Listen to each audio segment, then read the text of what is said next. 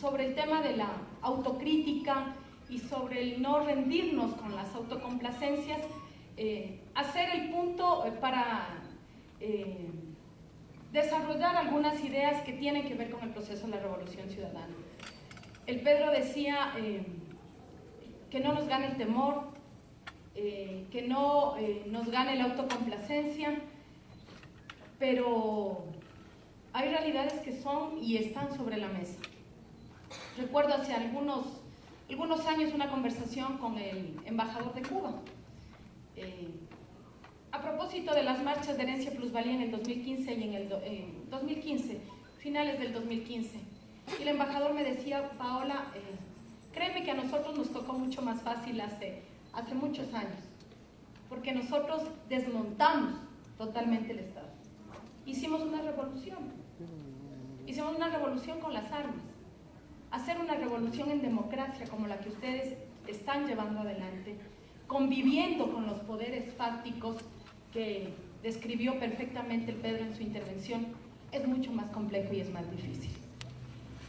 Y ahora, a propósito de cerrar una etapa importante, una etapa fundamental de la patria, como han sido estos 10 años de revolución ciudadana, liderada, conducida por nuestro queridísimo compañero Rafael.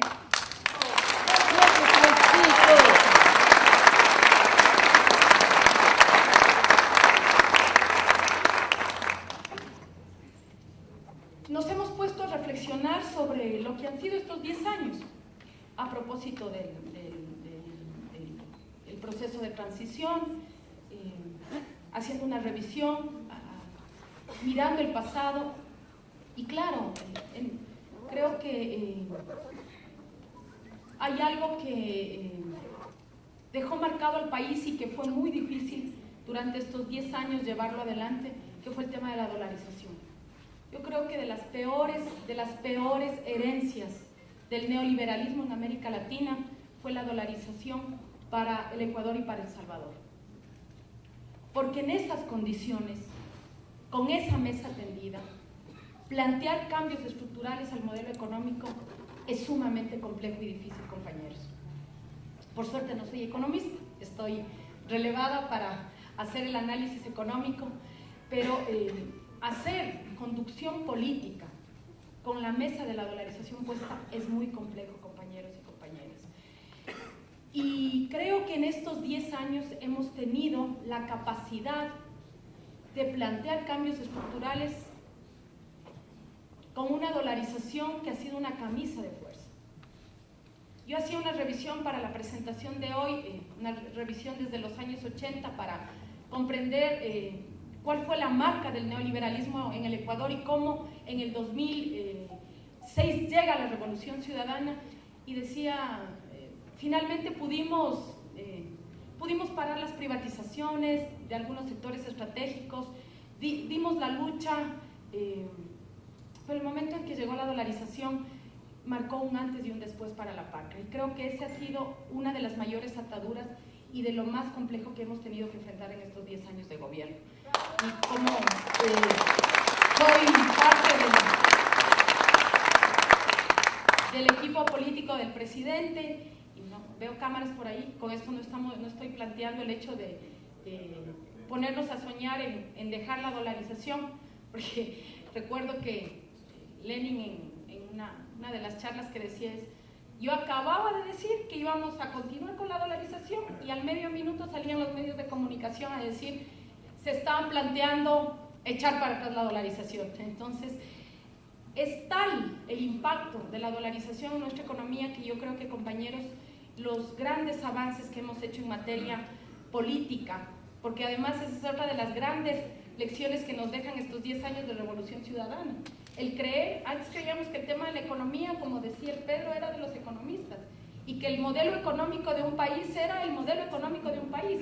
Lo que Correa nos puso a soñar es precisamente que la conducción de la economía tiene que estar sujeta a la política, y tiene que estar sujeta al modelo de desarrollo que tiene una clara orientación ideológica. Eso es otra de las grandes falacias, ¿no?, que nos ponen desde el otro lado los sectores económicos que todavía quieren tener el control del Estado. nos dicen es que nosotros no queremos hablar de ideologías, queremos hablar de economía. Cuando hay una absoluta carga ideológica en la conducción del modelo económico. Y entonces planteo lo de la dolarización para ir comprendiendo cómo nos hemos atrevido a soñar estos 10 años. Y adicional a eso, algo que el Pedro también lo señaló, en la lógica regional y en la lógica mundial. O sea, país dolarizado, adicional a eso, la lógica de toda la región y lo que sucede en el mundo. Entonces es muy difícil y muy complejo creer que únicamente con la conducción política de un país podemos desmontar completamente este modelo. Porque tienen que convergen muchísimos factores. Ya lo topó Pedro, el tema de Venezuela es un tema claro que además como nos pusieron el fantasma de la Venezuela de Chávez nuevamente, como lo han hecho durante 10 años en esta campaña electoral, ya la gente no quiere hablar de Venezuela. Y yo creo que hay que hablar de Venezuela. Y hay que hablar de Venezuela y hay que entender qué está pasando en Venezuela. O sea, después de una guerra económica sistemática, compañeros y compañeras, con todas las fuerzas, ahí está Venezuela. Y claro, como era lunar en Latinoamérica, finalmente lo que están buscando es nuevamente que ojalá esa solución sea por fuera del pueblo venezolano. Entonces, compañeros y compañeras, lidiar con una economía dolarizada y lidiar con unas lógicas del capital que están más allá de los territorios, que están más allá de las fronteras, ha sido realmente un éxito los logros que hemos tenido durante estos 10 años. 2 millones de ecuatorianos salieron de la extrema pobreza. Y entonces, como nos repiten la frase y le escuchamos al presidente y oímos, dejamos de dimensionar lo que significan 2 millones de ecuatorianos fuera de la pobreza. Lo que significa haberle dado estabilidad a este país por más de 10 años. Compañeros, recordemos lo que fue para nosotros la década de los 90. O sea, está exquisito nomás, pero parecería que en esta campaña muchos se olvidaron. O se olvidan la cooptación de la política por parte de las grandes élites, pues. Si no necesitaban ser gobierno. No necesitaban ser gobierno, porque tenían la conducción del gobierno. El otro día, a propósito del 8 de marzo, que recordamos un año más de lo que fue ese feriado bancario, hacíamos una revisión de los ministros de Economía en los últimos 39 años de democracia. La mayoría de esos ministros de Economía, representantes de la banca. Entonces no necesitaban ir a las urnas, pues. No necesitaban estar en la papeleta, porque el control del Estado lo tenía. ¿Por qué hoy sí hubo un banquero en la papeleta? Porque durante estos 10 años no tuvieron el control de la conducción del Estado y decidieron hacer la disputa política. Esa es la reflexión de por qué hoy tuvimos un banquero en la papeleta. Porque durante 10 años no tuvieron la conducción económica del gobierno.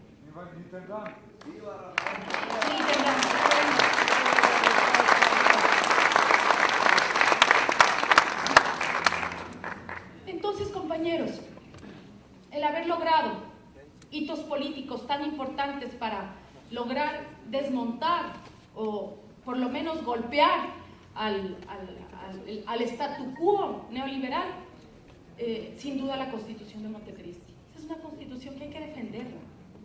Ahí está la hoja de ruta trazada. Tenemos que defender nuestra Constitución. Ese es un elemento clave para ir hacia el desmontaje del modelo neoliberal. Y obviamente profundizar más aún esa Constitución. Todas las leyes secundarias que logramos a propósito de la Constitución fueron determinantes para golpear ese modelo neoliberal. Fundamentales. Y adicional a eso, compañeros, creo que hay varios temas que yo quisiera tal vez resumir en tres toda la importancia de la política pública social. Porque parecería que esto no está relacionado, pero está absolutamente relacionado con el modelo neoliberal. Porque además hoy tuvieron hasta el descaro de inscribirlo en el plan de gobierno, pues. O sea, hoy nos volvieron a decir que iban a ir a la privatización de la educación, que iban a ir a la privatización de la salud, a defender los emporios que alimentan sus bolsillos con derechos básicos. Con derechos básicos, son derechos básicos. La salud, la educación son derechos básicos, fundamentales para el ser humano. Pero nuevamente quisieron ponerlos en las manos del mercado. Por eso tenemos que defender nuestra revolución social. Es fundamental. Porque eso nos dignifica. La revolución del conocimiento, otro de los temas fundamentales, compañeros. Posiblemente nos falta todavía abonar, pero la hoja de ruta que deja la revolución ciudadana en estos primeros 10 años es fundamental. Necesitamos profundizar esa revolución del conocimiento. Si no tenemos conocimiento no vamos a poder competir, no vamos a poder disputar. Tenemos que ir hacia una radicalización de esa revolución del conocimiento. Y claro, también las condiciones económicas, y ahí hemos venido hablando 10 años del cambio de la matriz productiva. Qué cosa más difícil. Y nosotros llenamos nuestros discursos, y sobre todo quienes están en esa área, y claro, los ciudadanos comunes y corrientes como nosotros, que no somos economistas y no entendemos mucho esto, no llegábamos a descifrar lo que significaba el cambio de la matriz productiva. Y necesitamos, compañeros, concretar ese cambio de la matriz productiva, porque si no logramos tener condiciones propias con esta economía dolarizada, nos va a pasar lo que nos pasó en el 2015 nuevamente. Porque lo que no decimos del 2015 es los chantajes y las presiones que tuvimos cuando quisimos meter plusvalía y herencia, que más adelante también quiero reflexionar sobre eso al final. Porque extrañamente empezó a desaparecer la liquidez, y entonces una economía dolarizada sin liquidez, todos nos ponemos en pánico. Claro que nos ponemos en pánico, pues, porque ya nos hicieron. Ya nos hicieron. Entonces, compañeros y compañeras, el cambio de la matriz productiva tiene que concretarse. Y ahí creo que también necesitamos también un compromiso de estos sectores empresariales y también de estas burguesías.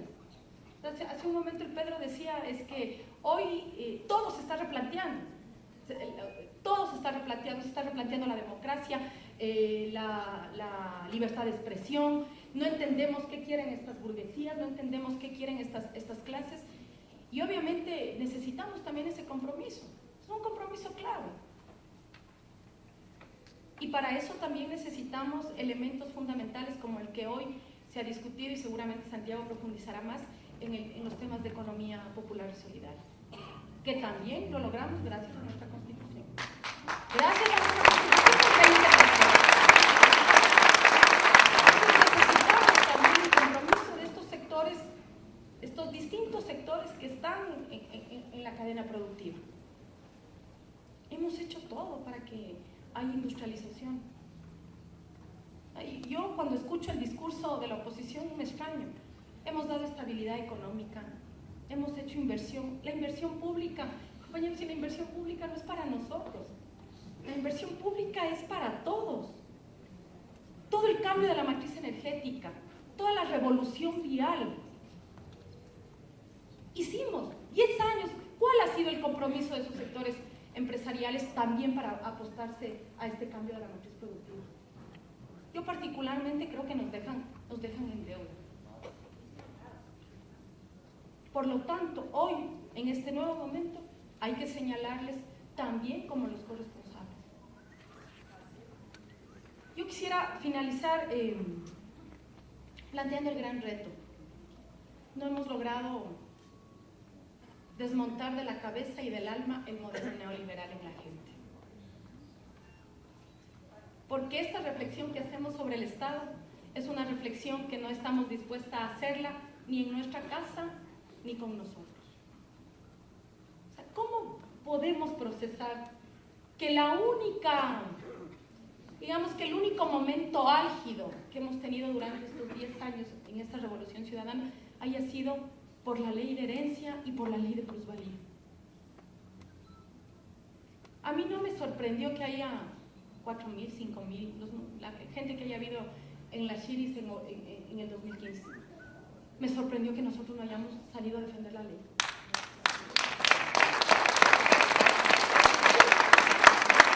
¿Qué herencias estábamos defendiendo? ¿Qué terrenos estábamos defendiendo, compañeros? ¿Cómo pueden los sectores de derecha colocarnos la agenda a nosotros? Y creo que ahí nosotros tenemos que aceptar que tenemos una deuda como proceso político. Tenemos esa deuda, no hemos logrado cambiar. O sea, si yo hoy tengo este celular, mañana quiero el último modelo que ya esté en el mercado, y si hoy me compré mi carro, estoy pensando no sé, en un año cómo cambio el modelo de carro, y si hoy me compré, logré mi casita, estoy pensando en el terreno. El modelo neoliberal que se siente en la acumulación está en la cabeza y está en el corazón. Y ahí, compañeros, los medios de comunicación masivos, el tema de la educación, hay formas. Yo siempre me pregunto, ¿cómo sobrevivió Cuba? Más allá de los cuestionamientos que podamos hacer al modelo político, no entiendo cómo los cubanos pasaron la época más dura, cuando tuvieron toda la guerra y toda la presión económica. Cuando más duro se puso el bloqueo. Y la respuesta, compañeros, es que la revolución está en el corazón y está en la cabeza. Y ese es el reto que tenemos todos nosotros. Muchas gracias.